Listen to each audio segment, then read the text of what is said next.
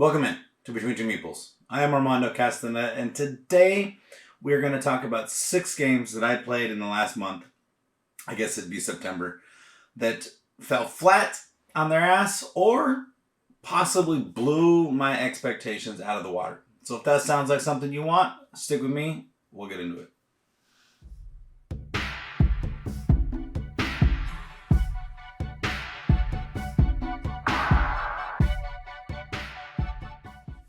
The first game that we're going to talk about today is going to be Red Rising. Red Rising fell flat on its ass for me. And it wasn't because it was a bad game. Stonemaier has been really good at making, quality games. This game has one of the mechanics that I just absolutely hate. And it's now the third game that I've played that has the mechanic, and all 3 games didn't hit right.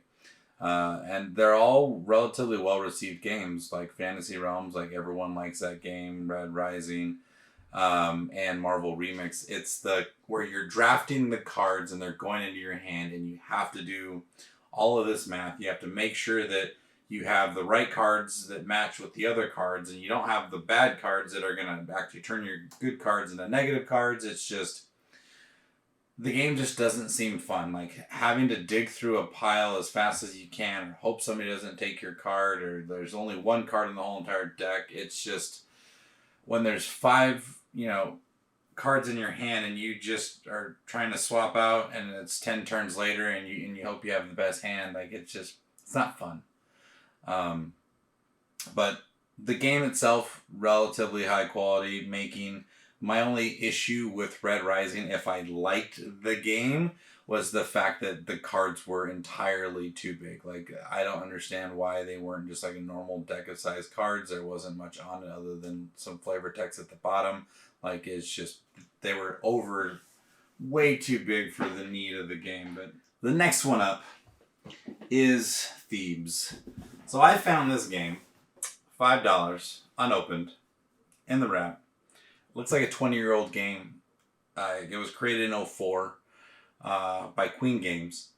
This game just shocked me. Like, I thought it was just going to be like another generic run-of-the-mill game. Like, I don't know if it's rated really high on BGG. I probably should have looked before we started talking about this, but I didn't know much about it. Like I said, I got it. It had Queen Games on it. It was still sealed. I'm like, $5, sold. I'm going to try this thing.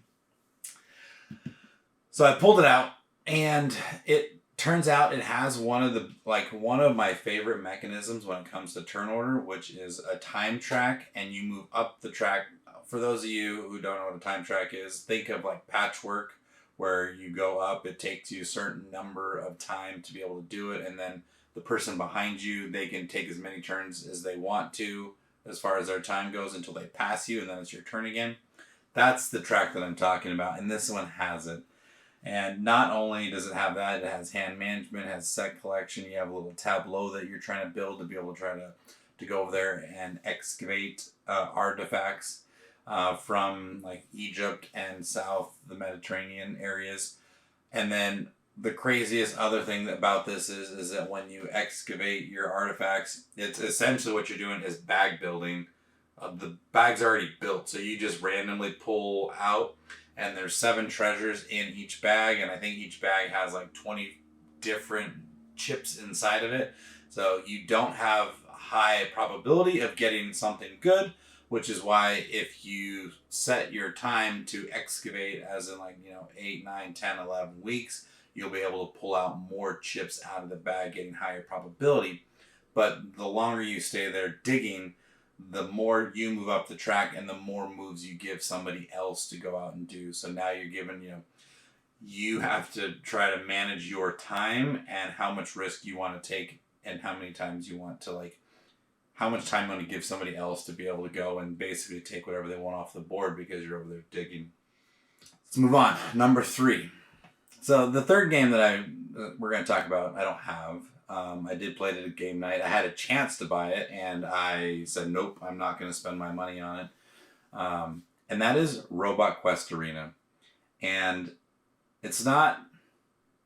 let me figure out a nice way to play this, because Robot Quest Arena is a very gateway entry deck building battler, and it is very much the gateway of battling. So it's you have a small market that I think has 6 different cards in there, and the market itself and the cards that you have are very swingy. If you got this thing off of Kickstarter, it had some really nice miniatures that you could have got, so it looks cute on the board. But other than that, it's just like a paper board with squares on it, and you are moving your mech around with the cards that you have, and it's very light. It's very, you're just beating up your friends with it. My biggest gripe is that the cards swing the game way too much, way too fast. Like, you can get 1 or 2 cards that are really broken, and they can swing it too fast. That could have just been me. It didn't hit what I needed in my gaming table and my gaming groups.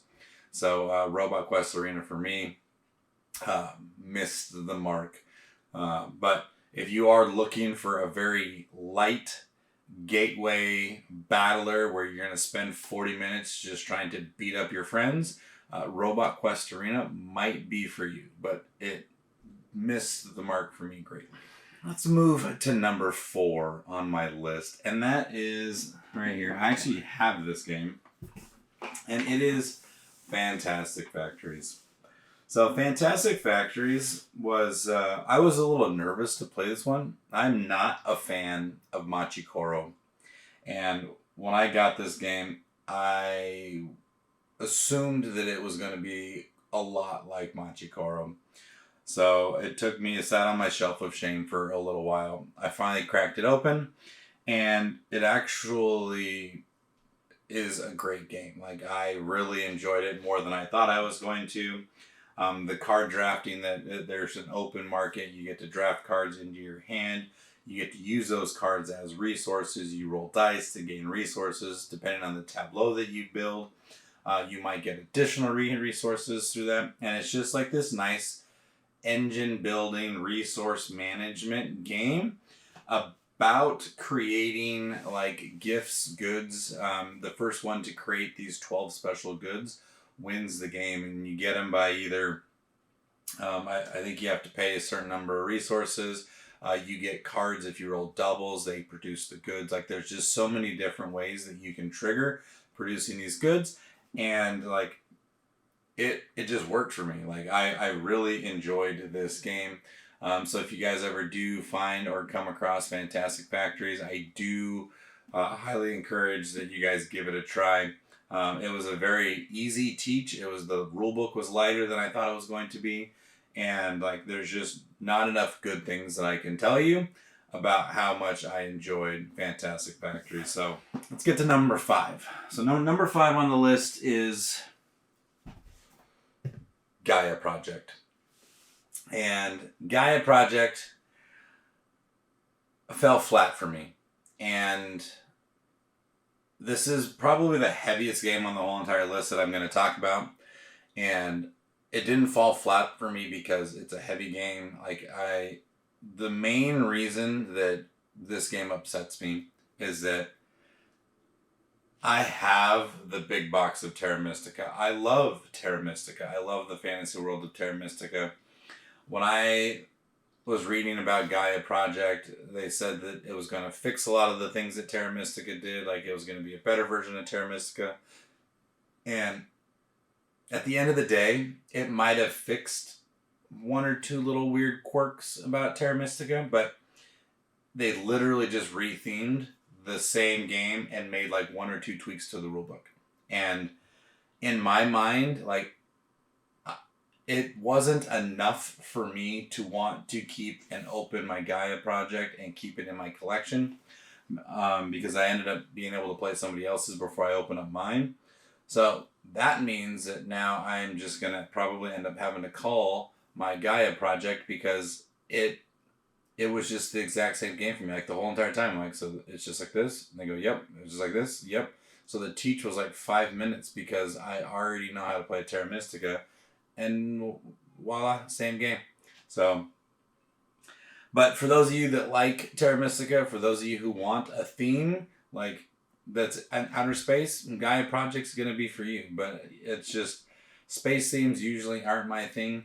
Fantasy is where I normally lean towards. So that's another, another few strikes about Gaia. But all in all, it is a great game. If you don't have Terra Mystica or Gaia Project, I would probably lean more towards Gaia. It is a great game. It does, the little tweaks do make the game feel a little bit better than Terra Mystica, but because I've played Terra Mystica so much, because I have the big box in my collection, because I have so much already for it, like, it doesn't warrant me to keep Gaia Project. So let's get into number 6, the last one that's on my list that I don't have it. I really, really want it, but I have yet to pull the trigger, and that is Moonrakers. So I've played Moonrakers, I think 3 times now. The first 2 times I played base game, and it was okay. It was good enough for me to want it into my collection, not good enough for me to go out there and buy it. The 3rd time I've played it, and it was just this last month, we played with the expansions. We played with the expansion that adds the additional actions. It adds where everyone is trying to play together, or at least want to try to work together to get things done, because if you work together, you get bonuses, you get benefits for like teaming up, and you move up the track and you get additional actions. You can buy different things. You can possibly get victory points. You can draw more cards. There's like 10 different actions on there, and the track moves up depending on who you work with. And that expansion was awesome. It was worth it. It was almost like playing Viticulture, where once you play the Tuscany with Viticulture, like, I never want to go back to playing Viticulture without Tuscany again. So now that I've played this Moonrakers with this expansion, like, I don't understand why the base game didn't have this track built into it and why it was an expansion, because it adds so much more, like, people willing and wanting to play. The game doesn't drag on towards the end. Everyone's getting down towards the end, and like, not everyone is like, oh, I'm not going to help you because you're going to win, because now people have additional ways to be able to make the game move forward for them and not necessarily need to work with somebody else in order to close that last gap to get those last 1 or 2 points. So it made the game that much better, which put it on my, like, it finally passed my expectations. And if you guys want a good game that's built around like the Dominion deck building aspect of it, Moonrakers, in the way that you draft cards, buy cards, play cards, it has that Dominion feel to it. So if any of you Dominion fans out there want a game that's going to blow your mind, a little bit of co-op, definitely a lot of competitive in there with a bunch of negotiations, and just Moonrakers is one of the ways to go. So kudos. That was my video today. If you liked this video, please give me a like and a subscribe. We will have more videos like this coming out next month on games that either fell flat or blew my mind. So stick with me. I am Armando Castaneda. This is Between Two Meeples. Thank you for watching.